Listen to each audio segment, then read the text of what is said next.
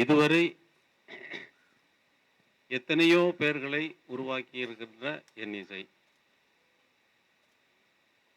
அதனுடைய பலாபலன்கள் அதைப் பற்றி நான் கவலைப்படாமல் இருந்த காரணத்தினால்தான் எனக்கு இசை இசை என்னிடத்தில் வந்ததே தவிர, அதில் என் கவனம் போயிருந்தால் ஒருவேளை இசை வராமலே போயிருந்திருக்கலாம்.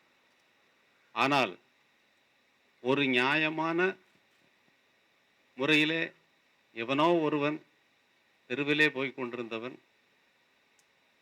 பசிக்கிறது, எனக்கு சாப்பிடுவதற்கு கூட கையில் காசு இல்லை, என்னுடைய மனைவி கூட என்னை மதிக்க மாட்டேன் என்கிறாள், ஆ, விவாகரத்து வரைக்கும் போய்விட்டது, என்னை நீங்கள் எப்படியாவது காப்பாற்ற வேண்டும் என்ற நேரத்திலே, இந்தா இதை எடுத்துக்கொண்டு போ என்று கொடுத்த நேரத்திலே கொடுத்ததை வைத்துக்கொண்டு,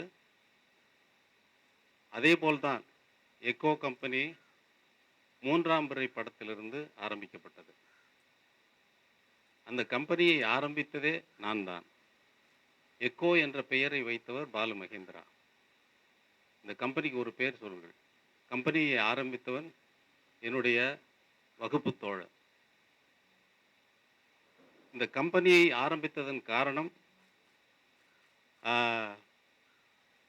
அதுவரை நான் இசையமைத்த பாடல்கள் எல்லாம் பட்டி தொட்டிகள், அதில் எந்த ரேடியோவாக இருந்தாலும் அதிலே பிரபலமாக பாடிக்கொண்டிருந்த நேரத்திலே கொலம்பியா கம்பெனி தான் அந்த பாடல்களை விநியோகஸ்தர்களாக, ரெக்கார்ட் கம்பெனி மட்டும்தான் இருந்தது. அப்போ கேசட்டெல்லாம் வரல. பட்டி தொட்டிகளெல்லாம் கேட்டுக்கொண்டிருக்கும். எவ்வளவு ராயல்ட்டி கொடுக்கிறார்கள் என்றால், அவர்கள் இன்பிட்வீன் பீரியடில் வந்து வரவே மாட்டாங்க. ராயல்ட்டியை எடுத்துக்கொண்டு வரமாட்டார்கள். ஒரு கம்பெனி, இப்போது அன்னக்கிளி கம்பெனி படம் எல்லாம் ஃபுல்லாக கம்ப்ளீட்டாக ஒரு அந்த பீரியடில் வேறு எந்த படத்தினுடைய பாடல்களுமே கேட்கவில்லை, எங்குமே கேட்கப்படவில்லை. எம்ஜிஆர் படம் இருந்தது, சிவாஜி படம் இருந்தது, இன்னும் ஜெய்சங்கர் படம், மற்ற ரவிச்சந்திரன் படம், நிறைய படங்கள் ரிலீஸ் ஆகியிருந்தாலும் கூட பாடல்கள் வந்து பாப்புலர் ஆனது வந்து எந்த பாடல்களுமே எங்கேயுமே கேட்கப்படவில்லை. அப்படிப்பட்ட ஒரு பாடலுக்கு ரெக்கார்டிங் ராயல்ட்டி ப்ரொடியூசருக்கு கொடுக்க வேண்டியது, அக்ரிமெண்ட்டுங்கிறது வந்து 5 வருஷம் தான். அந்த நேரத்தில் 70 அந்த நேரத்தில் இல்லை, எந்த ஆடியோ கம்பெனியினுடைய அக்ரிமெண்ட்டும் 5 வருஷத்துக்கு மேலே அவங்க ரினியூவல் பண்ணணும். ரினியூவல் பண்ணலைன்னா அது செல்லாது. செல்லாத அக்ரிமெண்ட்டை வச்சுக்கிட்டு அடித்து விற்றுட்டு வராங்க. இப்போ இந்த அன்னக்கிளி படம் பாப்புலர் ஆனதுக்கப்புறம் இந்த அன்னக்கிளி ப்ரொடியூசர் வேறு ஏதாவது பூஜை போடுறாருன்னா, அந்த பூஜைக்கு ஒரு 10,000 ரூபாய் செக்கை எடுத்து கொண்டு வந்து, கண்ணன் என்பவர் தான் இந்த கொலம்பியா கம்பெனியில் இருந்தார், அவர் கொண்டு வந்து ப்ரொடியூசர் கையில் கொடுத்துட்டு அடுத்த படத்தினுடைய கான்ட்ராக்டில் சைன் வாங்குவார். ஏன்னா அந்த படத்துக்கு அட்வான்ஸ் கொடுக்குற மாதிரி ஒரு எண்ணத்தை அவருக்கு தோற்றுவிக்க வேண்டும். ஸோ இந்த மாதிரியே போயிட்டு இருந்தது. எனக்கு ஒரு ஒரு வகையிலும் திருப்தி இல்லை. எவ்வளவு ராயல்ட்டி கொடுத்தாங்கன்னு கேட்பேன். எனக்கு சம்பளம் ரொம்ப கம்மி தான், 5,000 ரூபாய் வாங்கிட்டு இருந்தேன். 5,000 ரூபாய் கொடுப்பாங்க, வாங்கிக்கிட்டு இருந்தேன். இல்லை, என்ன கொடுத்தாங்களோ அதை வாங்கிட்டு இருந்தேன். நான் வேலை செய்யணும், அவ்வளோதான். இளமை ஊஞ்சல் ஆடுகிறது படம் வந்தது. எவ்வளவு ராயல்ட்டி வந்தது? படம் எடுத்து அடுத்த படம் ஸ்டார்ட் பண்ணிட்டாரு. அடுத்த படத்துக்கு நாங்கள் கம்போசிங் பண்ணிகிட்டு இருக்கோம். எவ்வளவு ராயல்ட்டி வந்ததுன்னு கேட்டால் இன்னும் வரவே இல்லையே. அடுத்த படம் ஆரம்பிக்கிறப்போ அதே மாதிரி 10,000 ரூபாய் கொண்டு வந்துடுறாரு. பார்த்தேன்னு எனக்கு ரொம்ப கஷ்டமாக இருந்தது. ராயல்ட்டி வரமாட்டேங்குதுன்னு சொல்லிட்டு அப்புறம் வந்து ப்ரொடியூசரோட நான் என்ன சொன்னாலும் ப்ரொடியூசர் செய்வதற்கு தயாராக இருந்த காரணத்தால் என்னுடைய வகுப்பு தோழனை வைத்து எக்கோ என்ற கம்பெனியை ஆரம்பித்து ப்ரொடியூசர்களுக்கு ராயல்ட்டி போய் சேர வேண்டும் என்ற நோக்கத்திற்காக ஆரம்பிக்கப்பட்டது. அது மட்டும் ஞாபகம். அதற்காகவே ரெக்கார்டு கம்பெனி ஆரம்பித்தேன். பின்னால் அந்த இதில் வந்து என்னுடைய பங்கும் சேர்வதனால் ப்ரொடியூசருக்கு இருவரும் சமமாக பகிர்ந்து கொள்வோம் என்ற ஒரு சிஸ்டத்தை கொண்டு வந்தோம். இதை முறைகேடாக இந்த கம்பெனிகள் பயன்படுத்துவதால் இது வழக்கு தொடராமல் வழிக்கு வராது என்று வழக்கு தொடர்ந்து வழக்கிலே சரியான நீதிமன்றத்தின் உத்தரவின் பிரகாரம் இது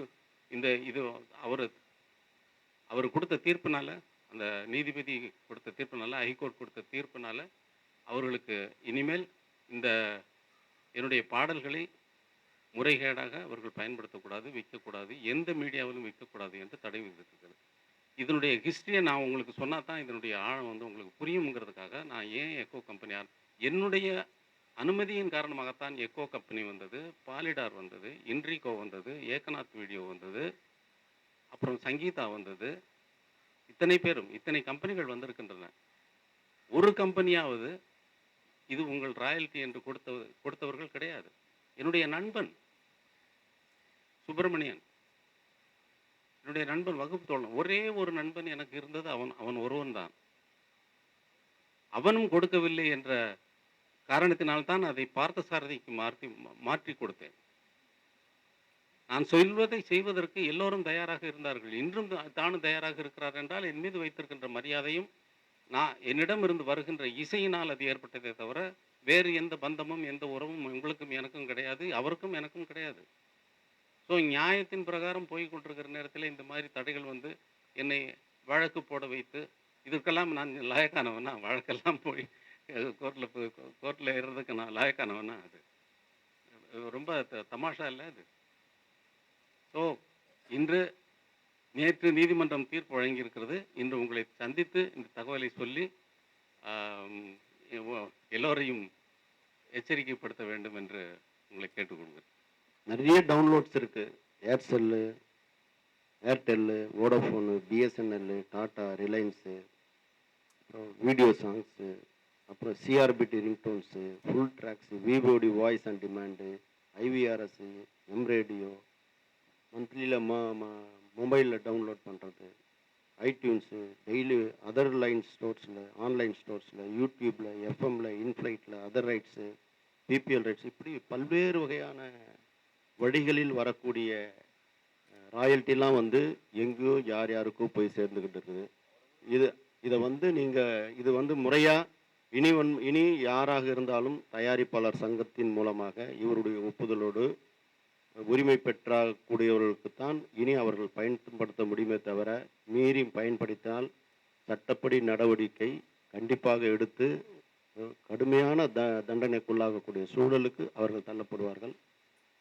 அப்படிப்பட்ட ஒரு காலகட்டத்திலே இன்று சட்டம் மிக சிறப்பாக நடந்து கொண்டிருக்கிறது.